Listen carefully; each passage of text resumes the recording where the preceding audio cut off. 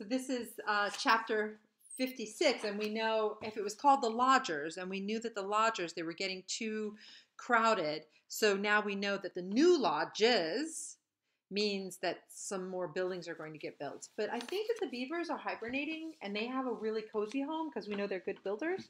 So let's see what's happening here. The second lodge would have to be bigger than the first if it was going to fit Broadfoot, the bull moose. Yeah, that's true. He was a towering hulk of an animal and had a thick coat of fur, but even he was struggling with the frigid temperatures. Broadfoot lived on the other side of the pond in a dense section of forest that was home to many animals, most of whom were in desperate need of a good thaw.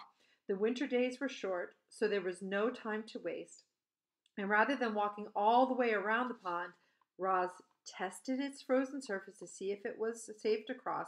She threw a heavy rock high in the air and watched it bounce off the hard ice. That's exactly how in real life you test water, frozen water. You have to touch it with your foot, press harder with your foot, throw something further out where you will walk because you don't want to walk out farther to find out that it's not frozen. Oy, that would be very bad. Then she carefully walked over the ice and into the forest on the other side, where she found Broadfoot waiting for her. The moose quietly led the robot to the clearing in the trees where the new lodge would go. Then Roz made a fire and watched as cold creatures began crawling out from the shadows. Do not worry, the robot said to the growing crowd, steam puffing from their noses. You will all be warm soon, but I need your help. Roz asked the animals to collect anything useful they could find: large stones, strong branches, chunks of frozen mud. With the robot's building expertise and the small army of helpers, construction of the second lodge didn't take long.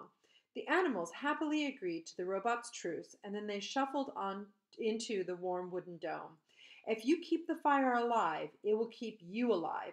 We say all the time that fire is alive. It's one of the things we say because even though it's not actually, but it needs air to live just like we do. Air to breathe, it needs to breathe air so that it can continue to burn. If you take away its air, it can't. And that's kind of like us. So we always think of it as something that's alive, and also that it moves when it burns if you don't keep it safe in one place.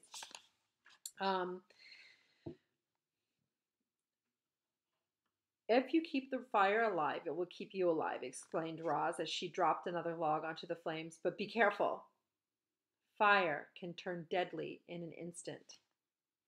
You need to remember that because that's foreshadowing. Take your seed and put it in your pocket.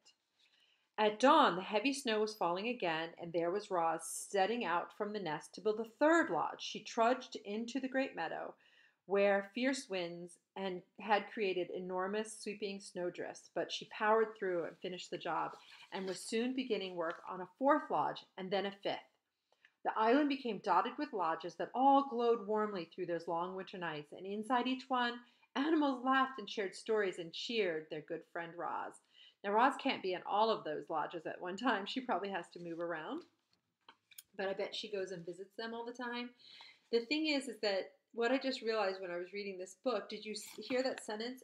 And she trudged into the great meadow. The names of your team, all the teams of the tracks class now, this is new this year. You guys don't know that. You can ask your older siblings if you have them. The names of the teams used to be different. And the reason why you have the names of the teams now is because of this book. So this book, it talks about the meadow, and it talks about the forest, and it talks about the earth, because the mud that makes the earth and that is made from the earth. It's not Earth the planet, it's Earth the dirt. And water is in this book, and so is sky. You see why all the names are like that? It's because of this book. Thank you, Peter Brown.